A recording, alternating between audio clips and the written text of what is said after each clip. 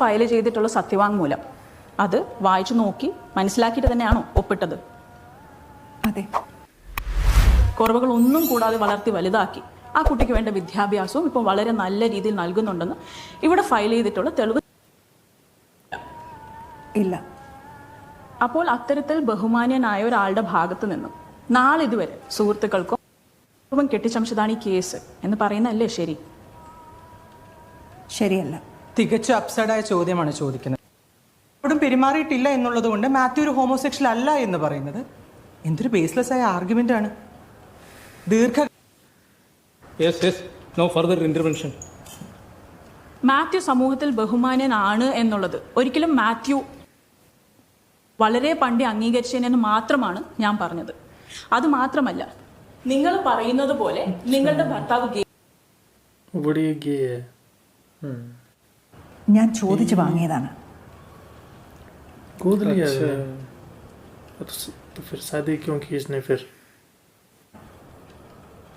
അപ്പോൾ നിങ്ങൾ നിർബന്ധിച്ചാലോ അല്ലാതെയോ നിങ്ങളുമായി ശാരീരിക ബന്ധം പുലർത്താൻ തയ്യാറായ ഒരു വ്യക്തിയാണ് അതിപ്പോൾ ഹോമോസെക്ഷലായ പല വ്യക്തികളും വിവാഹ ജീവിതത്തിൽ പാർട്ട്ണറിന്റെ നിർബന്ധപ്രകാരമോ അല്ലെങ്കിൽ സ്വയം സ്ട്രെയിറ്റ് ആണെന്ന് പ്രിറ്റൻഡ് ചെയ്യാനോ ഈക്വന്റ് ആയിട്ടാണ് ശാരീരിക ബന്ധത്തിൽ ഏർപ്പെട്ടിട്ടുള്ളത്. മാസത്തിൽ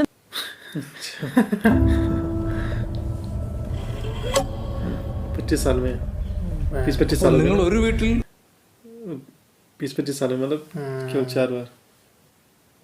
ഒരുമിച്ചാണ്. ശരി. ഓമനയ്ക്ക് നാളിതുവരെ യാതൊരുവിധ ശാരീരിക ഉപദ്രവം മാരിറ്റൽ ഒബ്ലിഗേഷൻസ് ഫുൾഫിൽ ചെയ്തിട്ടില്ല എന്നുള്ളതാണ് ഇവിടുത്തെ ഇഷ്യൂ.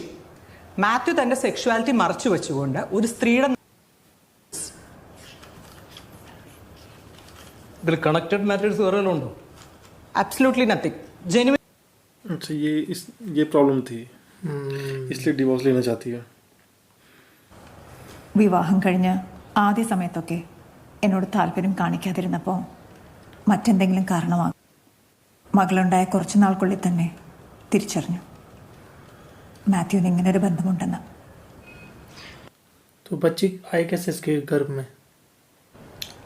പിന്നെ ആയപ്പോൾ ഞാൻ ആ കാര്യം ചോദിക്കാതെയായി. ഇത്തരത്തിലുള്ളൊരു പ്രശ്നമുള്ളത്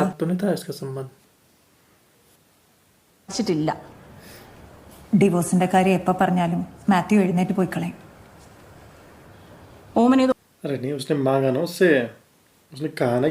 നിങ്ങളുടെ ഭർത്താവിനെയും അയാളുടെ ഈ പറയുന്ന സുഹൃത്തിനെയും സംശയിക്കാവുന്ന ഏതെങ്കിലും സാഹചര്യത്തിൽ നിങ്ങൾ കണ്ടു?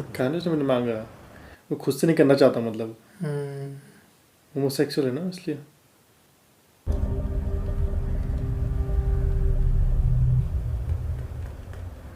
പിന്നെ എങ്ങനെയാണ് നിങ്ങൾ തിരിച്ചറിഞ്ഞത്? വിറ്റ്നസിനെ എങ്ങനെ ലീഡ് ചെയ്യല്ലേ മാഡം?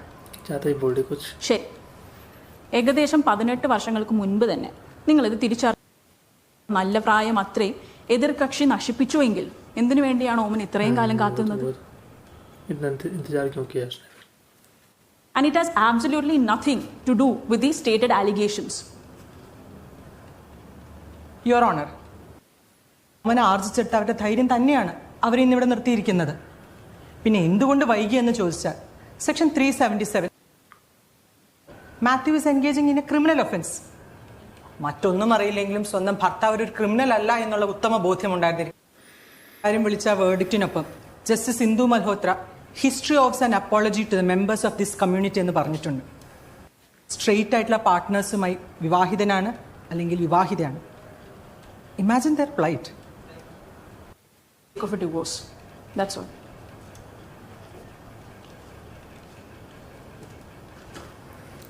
उसे तो कोई दिक्कत ही नहीं लग रही है उस औरत को.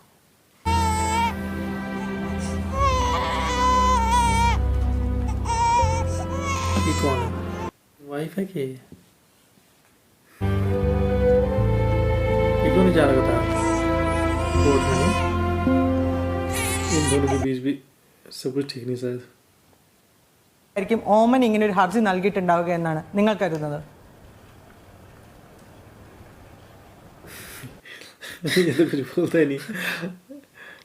അങ്ങേയറ്റം മാനുഷികവും സ്വാഭാവികവുമായ ഒന്നാണ്, ശരിയല്ലേ? നിന്നോ മറ്റോ?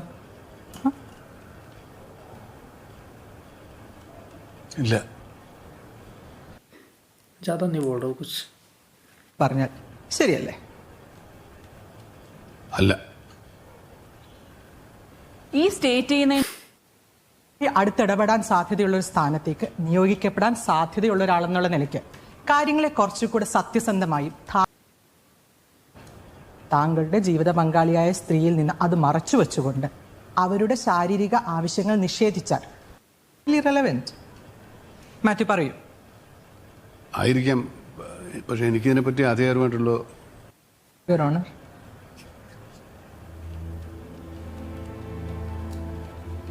റീ ഉണ്ടോ?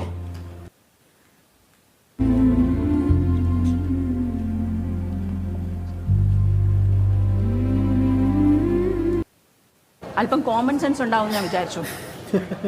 സ്വന്തം വക്കീലിനോട് ഉള്ള കാര്യം പറയാണ്ട് സാർ ഉള്ളിൽ കിടന്ന് എത്ര മൈമ് കളിച്ചിട്ടും वो बता नहीं रहा है, इसको बता ही नहीं रहा क्लियरली.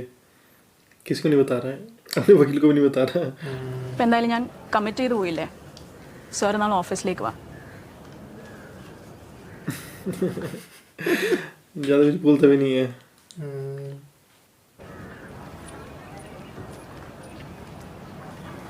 ചേട്ടാ, എൻ്റെ പേര് മിഥുൻ. ചേട്ടൻ കടന്നു പോകുന്ന സിറ്റുവേഷൻ വ്യക്തമായിട്ട് അറിയാം. ഞങ്ങളെല്ലാവരും കടന്നു പോയിട്ടുള്ളൊരു സിറ്റുവേഷൻ ആയിരുന്നത്. ചേട്ടൻ്റെ ഈ സിറ്റുവേഷൻ കടന്നു പോകാൻ പറ്റുമെന്ന് ഞങ്ങൾക്കൊരു ഉറപ്പുണ്ട്. May be we can help you out. अच्छा ये वो नहीं था फिर, मुझे लगा उसका पार्टी का मेंबर है ना, वो नहीं है, ये वो नहीं है मेंबर का, वो कोई और था. എൻ്റെ സഹോദരരെ, വിവിധ പരീക്ഷകളിൽ അകപ്പെടുമ്പോൾ നിങ്ങൾ സന്തോഷിക്കുവാൻ. എന്തെന്നാൽ പൂർണ്ണരും എല്ലാം തികഞ്ഞവരും ഒന്നിലും കുറവില്ലാത്തവരും ആവുകയും ചെയ്യും. നൽകുന്നവനാണ് അവിടുന്ന്. സംശയിക്കാതെ വിശ്വാസത്തോടെ വേണം ചോദിക്കാൻ. സംശയിക്കുന്നവൻ കാറ്റിൽ अपने कमरे में चला गया सर. अगर केस हार जाता तो फिर इलेक्शन में नहीं जीत पाएंगे फिर.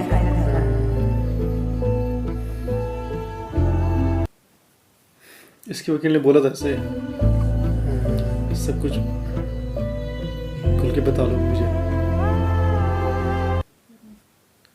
फिर भी नहीं बता रहा. उससे जब बता नहीं रहा तो केस तो हारेगा फिर ना.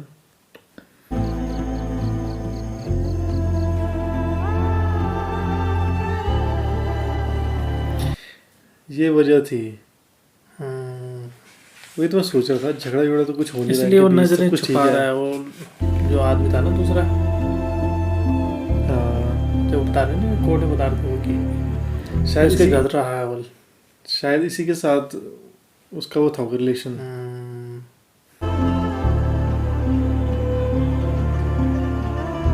जैसे आदमी को गिल्ट फील हो रहा.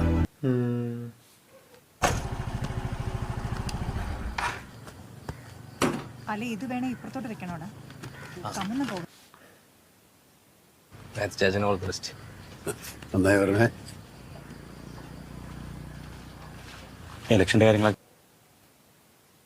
ആദ്യമൊക്കെ ഞാൻ വിചാരിച്ചത് ഈ പറയുന്നതിലൊന്നും കഥയില്ലെന്ന്. പിന്നെ ഓർത്തു അവനെ പിടിച്ച് പൊട്ടിച്ച. കല്യാണത്തിന് മുമ്പ് ഓമനിക്കൊരു ഇഷ്ടമുണ്ടായിരുന്നു. ചാച്ചൻ പക്ഷേ എതിരായിരുന്നു. കൂടെ നിൽക്കാൻ അറിയില്ല. അറിഞ്ഞാൽ ഞാൻ കൂടെ നിൽക്കുമായിരുന്നോ? എവിടെ, നിൽക്കത്തില്ലായിരുന്നു. उसी के साथ हो गया वो. അവളൊരു പാവളയാണ്.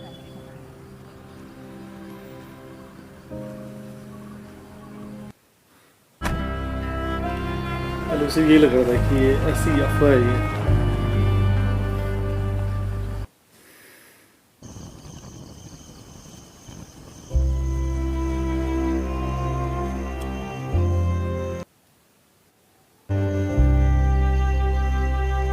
चाचा बस वो करता रहता है प्रार्थना. वहाँ पे बोला था उन्होंने बस उस दुकान में. बस पूरी फिल्म वैसे ही चल रहा है. ചാച്ച എന്നെ ऐसे കാപ്പി ഇടണോ? देखो अभी भी नहीं बोल रहे. केवल सही ला रहे हैं बस. ओ अब बोला है दोबारा. പറയാനായിരുന്നു. പറയുന്നത് ശരിയാണോ എന്നറിയാൻ മേല. അവനെ ഞാനിങ്ങനെ ഒന്നും കണ്ടിട്ടില്ല. अच्छा कुछ सीक्रेट है जो बताने वाले हैं. ചാച്ച अच्छा डिवोर्स ना लेने की चाचा. बात है. ചാച്ചൻ ഓർക്കുന്നുണ്ടോ പണ്ട് അതുകൊണ്ട് മാത്യു വന്നില്ല. അന്ന് തിരിച്ചു വരുമ്പോ കാർ अच्छा मैं तो नहीं आया डिलीवरी के टाइम. ഞാനിവിടെ വന്ന ദിവസം മുതൽ നിങ്ങൾ പരസ്പരം മുഖത്ത് നോക്കി സംസാരിക്കുന്നത് ഞാൻ കണ്ടിട്ടില്ല. സാധാരണ പിന്നെയാ എനിക്കതിന് കാരണം മനസ്സിലായത്.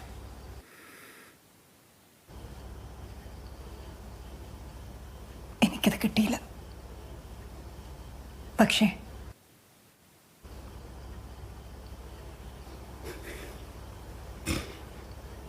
അതാ ഒരു ദിവസമെങ്കിലും വൈകി ഇറങ്ങി മനസ്സിലാവും. പിന്നെ മാത്യുവിനെ വിഷമിപ്പിക്കാനും നാണം കെടുത്താനും ഒന്നുമല്ല ചാച്ച.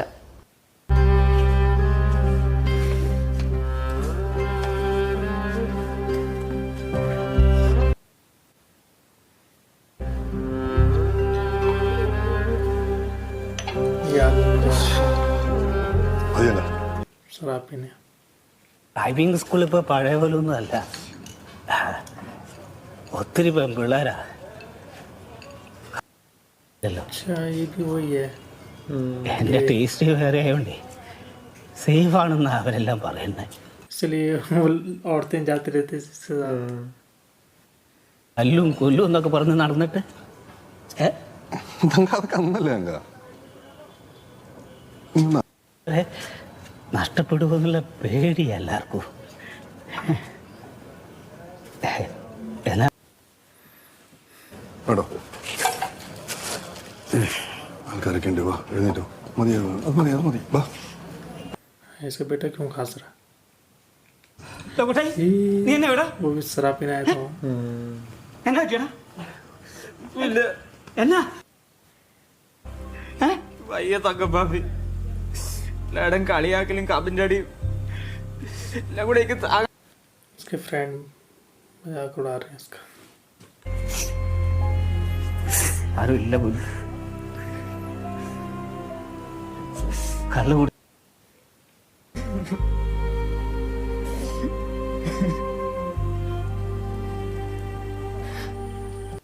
മാത്യു സാർ ഈ വക കാര്യങ്ങളിലൊക്കെ കുറെ കൂടെ സീരിയസ് ആകണമെന്നും പൊതുവായൊരു അഭിപ്രായം കൂടി ഉണ്ട്. ഈ പറഞ്ഞതിനോട് എനിക്ക് വിയോജിപ്പുണ്ടേ. കാരണം ഇത്തരത്തിൽ ഊർജ്ജസ്വലമായിട്ട് മുന്നോട്ട് പോവുകയാണെങ്കിൽ നമ്മൾ വിജയിക്കുക എന്നതിൽ യാതൊരു സംശയമില്ല. പിന്നെ സാധാരണ ഇലക്ഷനേക്കാളും പിന്നെ അവന്മാരുണ്ടല്ലോ അവിടെ കയറി നന്നായി നിരങ്ങുന്നുണ്ട്. ഈ വക കാര്യങ്ങളിലൊക്കെ പാർട്ടി എങ്ങനെ मैं तो चुपचाप है. കാര്യങ്ങൾ ആയിക്കോട്ടെ. वो तो बस कोशिश नहीं कर रहा वोट पाने की. ജോസഫേട്ടൻ കുറച്ച് കാപ്പി എന്താണ് മാത്യു സാറേ, കാര്യങ്ങളൊക്കെ കൂടുതൽ കോംപ്ലിക്കേറ്റഡ് ആവുകയാണല്ലോ. അവർ എവിഡൻസ് റീഓപ്പൺ ചെയ്യാനായിട്ടുള്ള പെറ്റി ओ भयंकर. उसी को बुलाएंगे शायद, उसे वही आदमी.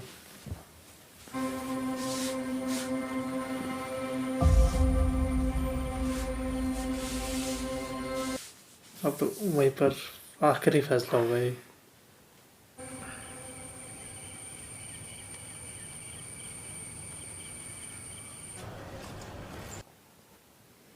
Petition for opening the evidence ഒരു സാക്ഷിയുണ്ട്.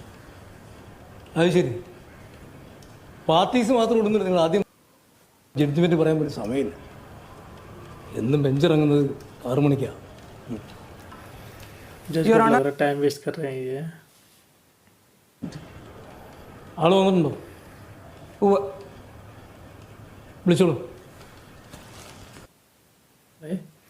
अच्छा वो ये तो इसी को लेके आ गई पापा हैं. मैं पापा ने उसके चाचा हैं. ഇതാരാ? എതിർകക്ഷി अच्छा फादर फादर उसके वहाँ हैं. फादर.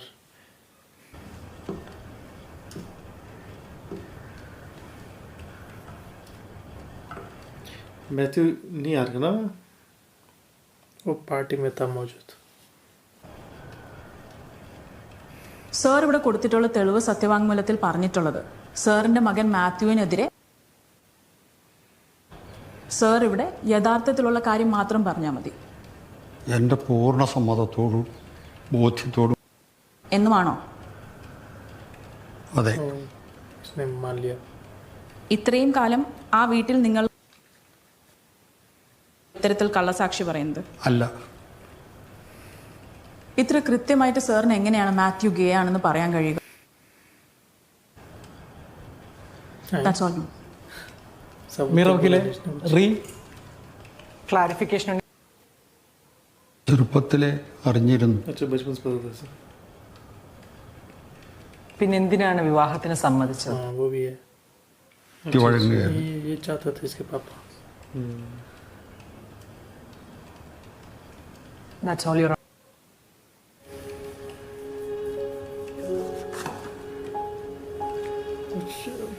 वो आदमी तो आया नहीं जिसका है ना मेन कनेक्शन है.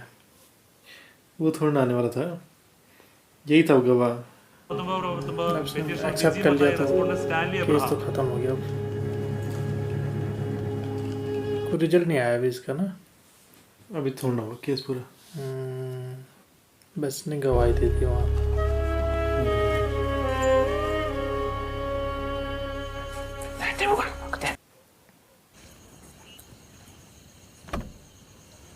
ചേട്ടാ വിഷമിക്കണ്ട.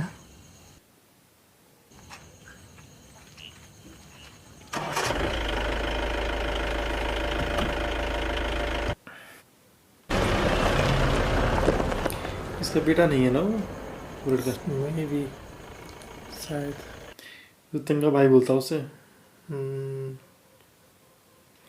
और वो लेडी कौन है? इसकी वाइफ होगी वो या फिर कोई और है वो? अभी तो वाइफ ही लग रहा मुझे.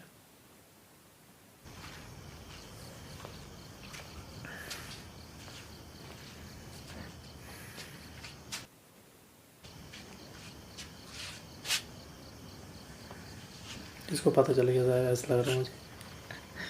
हाँ पता तो होगा उसे कि इन्होंने गवाही दी. എല്ലാവർക്കും മനസ്സിലായി മാത്യു കള്ളമാണ് ഇത്രയും കാലം പറഞ്ഞു.